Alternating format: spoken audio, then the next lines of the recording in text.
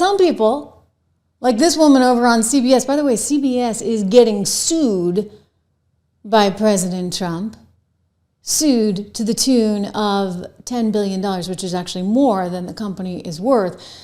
CBS News' Gayle King, she's the one that's friends with Oprah, you know, Oprah who got paid, according to the New York Times, some $2 million to do that interview with Kamala Harris. She's all upset because she doesn't see enough diversity there up on stage. Come on. You guys, I have to say, I'm looking at this crowd. I do not see many people of color. Has anybody else besides me observed that? I'm fascinated by why that is. On Martin Luther King Jr. Day, the most notable and one of the most high-ranking is Justice Ketanji Brown Jackson, first black woman to serve on the U.S. Supreme Court, notably appointed by Joe Biden as he wanted to follow in the footsteps of Jimmy Carter in appointing a number of women and black women to the federal judgeships. General Brown, chairman of the Joint Chiefs of Staff, is probably there. In fact, that might be the side of his head. No, because he's there. Well, I can't tell what uniform that is. I can't tell from this. But he was undoubtedly there. Yeah, I saw Jim Clyburn. I saw him.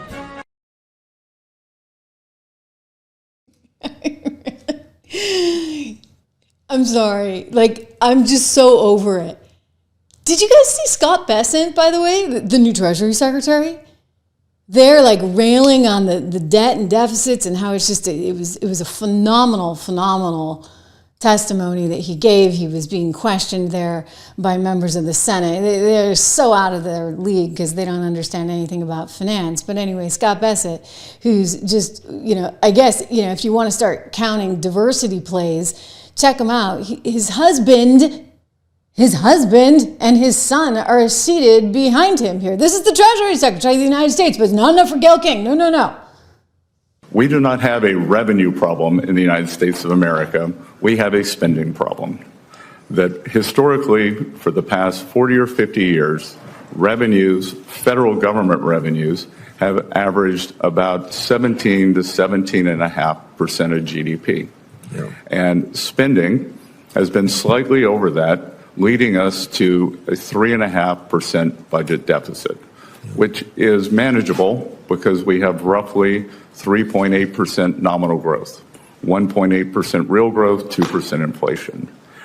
Today, as you stated, and to be clear, this is one of the things that got me out from behind my desk and my quiet life in this campaign, was the thought that this spending is out of control. We are spending about 24, 25% of GDP.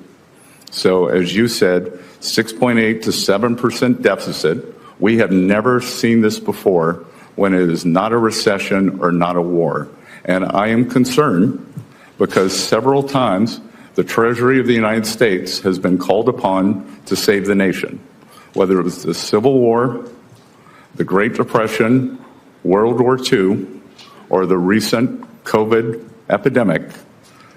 Treasury, along with full government and Congress, has used its borrowing capacity to save the Union, to save the world, and to save the American people. Okay, that's your next Treasury Secretary. But again, I guess he doesn't count because he's a white male.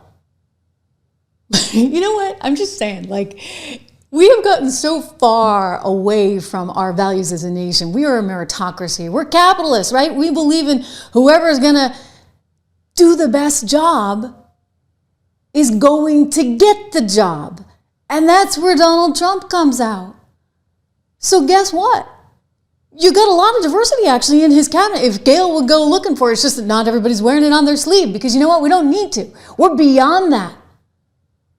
You people are stuck in some other time where, frankly, you really want to get into it down and dirty. It's actually pretty racist in and of itself to say that someone should get a job just because of the color of their skin. I mean, that actually is unconstitutional if you really think about it. And so all these DEI programs all over the country, they're being dismantled one by one. Facebook, in fact, Mark Zuckerberg is blaming Sheryl Sandberg for the whole thing. It's Sheryl's fault because Sheryl was the one who was obsessed with making sure we had all the diversity, equity, and inclusion. Well, she's gone. Mark Zuckerberg is now cozying up to Trump. You got prime seating there today. along with Jeff Bezos, Elon Musk. Look, everybody's getting rid of these programs. You've got Walmart saying, no more. You got Boeing, no more. Everyone has seen the light, except for the likes of Gayle King. But guess what? Gayle King, watch out, because your network is getting sued, by one Donald Trump because of, in his view, their election interference. Remember what they did on 60 Minutes?